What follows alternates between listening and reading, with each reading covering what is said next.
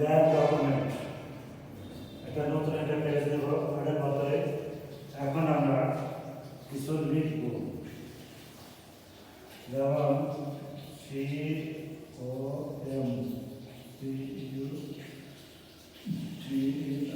Computer লিখলাম।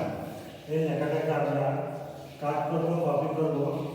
Copy মানে অনেকগুলো করা, একই লেখা অনেকগুলো করা, আর কাট করে কেটে দেওয়া। এই কাজটি আমরা করবো কীভাবে?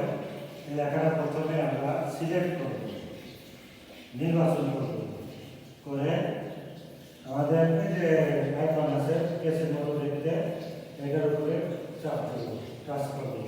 এই লেখাটা কাট হয়ে যাবে, সঙ্গে সঙ্গে কপি হয়ে যাবে।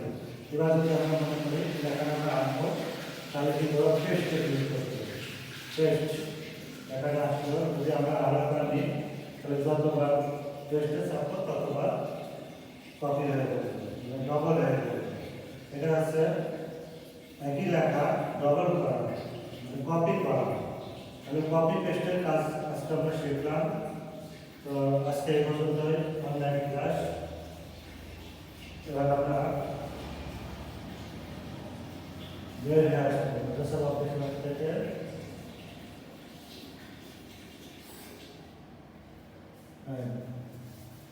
এখানে